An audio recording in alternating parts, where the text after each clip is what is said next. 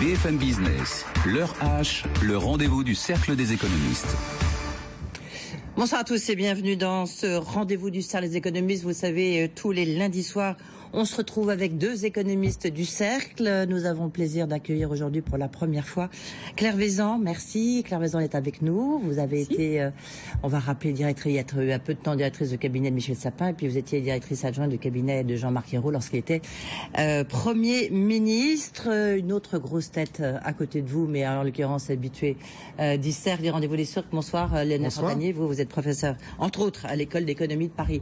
Et puis une fois n'est pas coutume, mais j'ai envie de dire mondial de l'automobile oblige, Christian Peugeot, le président du CCFA, le comité français des constructeurs automobiles et directeur des affaires publiques du groupe PSA est avec nous.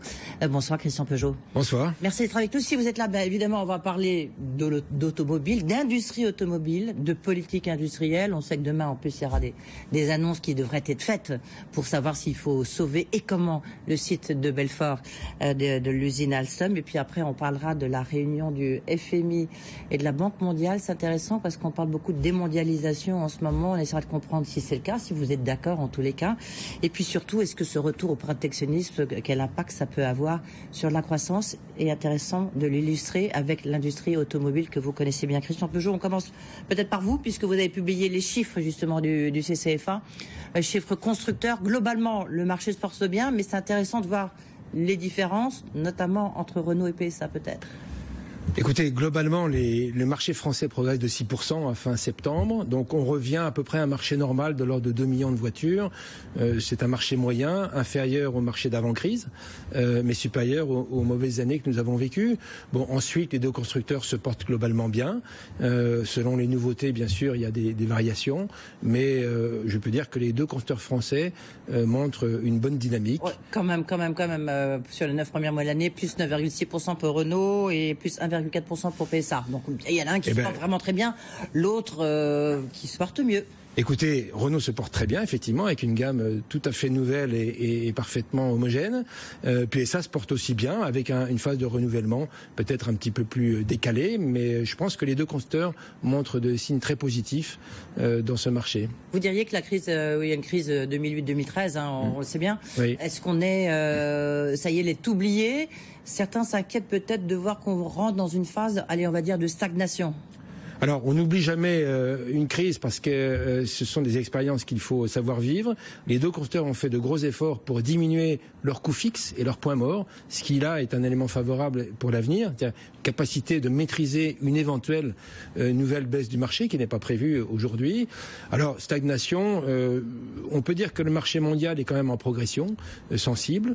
Il y a des zones évidemment qui sont en difficulté comme la Russie ou l'Amérique du Sud, mais le marché chinois reste très positif et les deux constructeurs français sont présents là-bas. Et puis globalement, donc l'Europe maintenant est un marché qui est mieux orienté.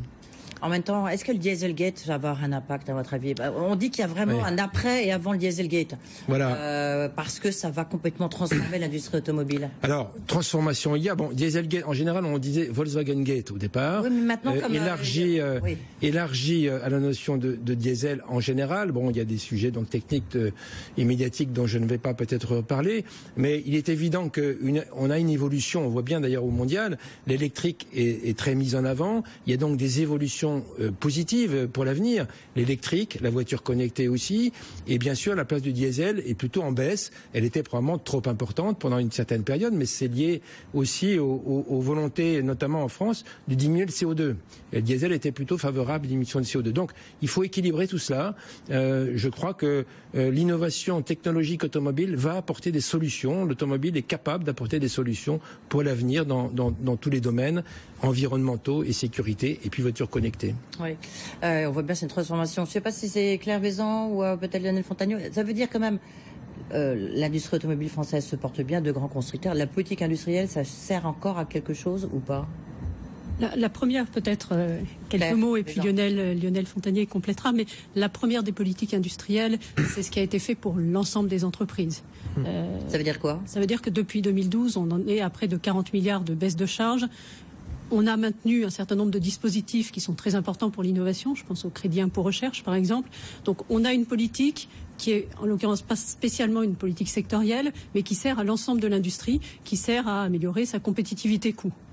Pour la partie oui, comme vous dites, c'est pas une vraie politique industrielle au sens où on l'entendait traditionnellement, j'ai envie de dire, mais qu'en l'occurrence, c'est un contexte économique favorable à l'industrie. C'est ça que vous Alors, dites. c'est pas seul, il y a les deux. C'est-à-dire qu'il y a à la fois le CICE, le pacte, d'un côté, le crédit impôt recherche pour la compétitivité hors coût, et puis il y a des actions spécifiques dans le secteur automobile. Je pense notamment à ce qui est fait en termes de crédit PIA pour le véhicule du futur, enfin, qui est une politique industrielle un peu plus spécifique pour le secteur automobile, pour aider à sa structuration et à son innovation. Oui. Vous avez le droit de répondre à Christian Peugeot tout à l'heure. Lionel Fontanier, vous... Oui, en complément, c'est donc ce qu'on appelle en général une politique industrielle horizontale, qui consiste à aider l'ensemble des entreprises. Et pourquoi fait-on ça? Parce qu'il est très difficile pour n'importe quel gouvernement de savoir quel secteur aider en particulier, quelle technologie aider en particulier. On l'a fait dans certains secteurs, on l'a fait dans l'automobile, on l'a fait dans les avions, on l'a fait dans... Mais ça ne veut pas dire qu'on l'a fait sans se tromper toujours. On a aussi beaucoup d'exemples dans lesquels on s'est trompé et qui sont bien connus. Donc c'est très difficile pour un gouvernement quelconque de connaître l'endroit où il doit investir l'argent public, parce qu'à la fin il s'agit bien de cela, et de connaître cela mieux que les entreprises elles-mêmes. C'est-à-dire les entreprises se trompent de façon régulière, quelquefois réussissent et gagnent beaucoup d'argent, mais il n'y a pas de raison que l'État se trompe moins que les entreprises. D'où la nécessité de faire monter l'information depuis les secteurs vers les entreprises. Et si vous faites une grande réunion avec le représentant de la fabrication du TGV, le représentant de tel secteur et de tel secteur, à la fin de la réunion, vous allez décider que c'est bien d'aider le TGV. Donc on a fait ça en France, on en connaît les limites aussi, on en parlera peut-être ce soir. Donc c'est difficile pour l'État de savoir dans quel secteur mettre de l'argent, et c'est difficile même au sein des secteurs de savoir ce qu'il faut faire. Pour reprendre l'exemple de l'automobile, on est aujourd'hui devant peut-être un basculement des technologies, cela vient d'être évoqué, avec l'électrique, avec les voitures connectées, et il est possible que les plus grandes capacités techniques sur ces sujets ne se trouvent pas nécessairement en Europe. C'est peut-être en Californie, la Tesla, c'est peut-être en Chine quand on parle de voitures électriques. Donc il est tout à fait possible que dans ce secteur, les constructeurs européens voient arriver de nouveaux entrants qui partent avec d'autres technologies, qui sont des technologies électriques, des technologies autour de la gestion de l'information. Et le Volkswagen de demain sera peut-être Google, Tesla ou un Chinois qui fait des batteries. Donc c'est très difficile pour le gouvernement de savoir comment aider le secteur. Christian Peugeot, vous répondrai tout à l'heure, parce que c'est intéressant, parce que vous allez servir de punching ball, en l'occurrence, pour savoir... Très bien. Si je peux répondre, c'est parfait. Juste, Lionel Fontanier, vous avez beaucoup travaillé sur cette question. Ça veut dire que vous nous dites, grosso modo, la politique industrielle que réclament certains, on est en élection présidentielle, tout le monde dit qu'il faut une politique industrielle pour faire ceci, cela. Vous nous dites que ça sert plus à grand chose parce que un gouvernement n'est pas forcément le mieux placé pour savoir qu'est-ce qu'il faut le plus aider. Il faut mieux une politique générale, horizontale, comme vous dites. La politique horizontale est une bonne chose. Un certain nombre de dispositifs, on a parlé du crédit impôt recherche, etc., sont des dispositifs qui sont utiles. Dans l'écosystème. Et ensuite, il faut essayer de faire remonter de l'information avant de prendre une décision sans être capturé. C'est le terme technique qu'utilisent les économistes, mais tout le monde comprend.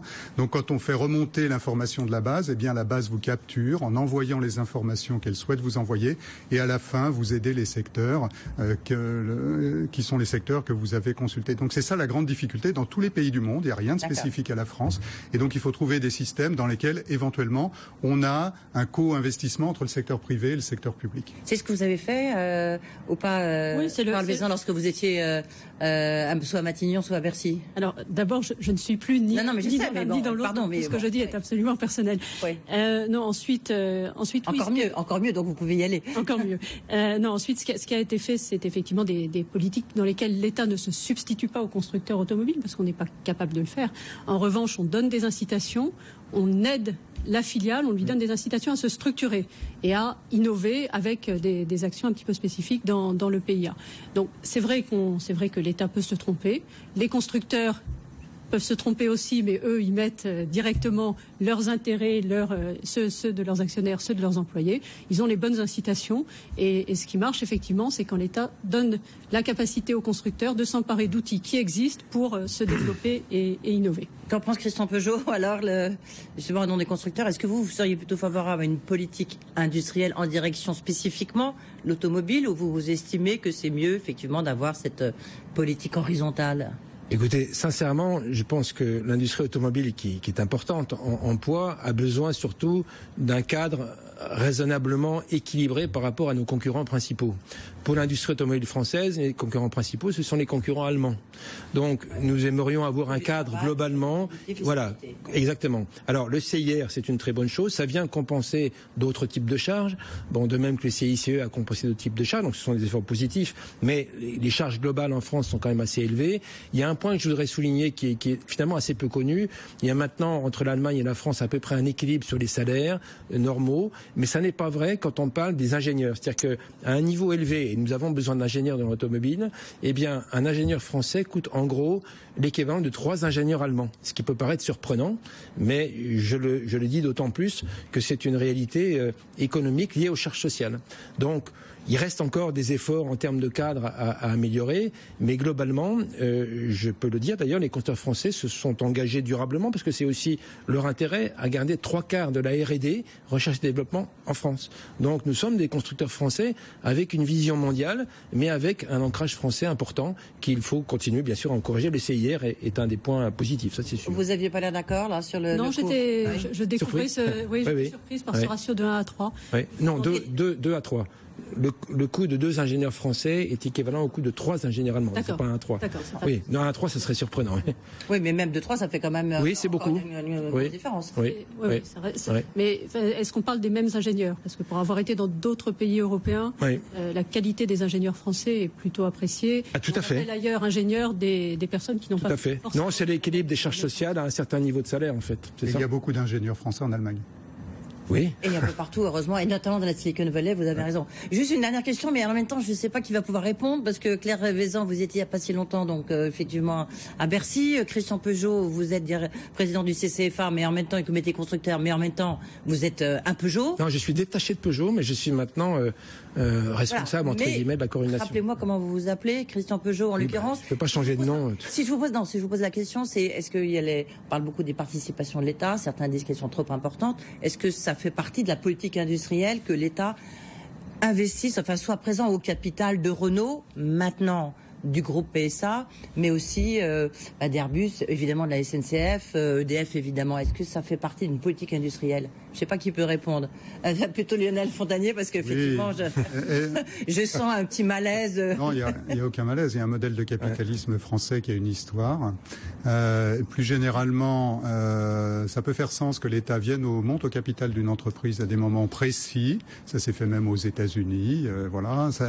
Quand l'entreprise est en difficulté et qu'on pense qu'il faut la conserver et qu'on ne se trompe pas. Oui, c'est ce qui s'est passé beaucoup aux États-Unis pour General Motors. En l'occurrence, c'est ce qui s'est passé pour PSA. C'est momentané. C'est plus limité. Oui. C'est plus limité.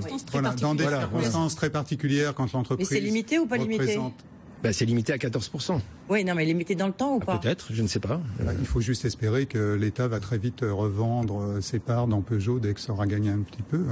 Donc ça peut faire sens que l'État fasse des allers-retours comme ça où il investit dans des entreprises quand ça n'est plus nécessaire, quand le problème est stabilisé, de ressortir, de réinvestir dans d'autres entreprises.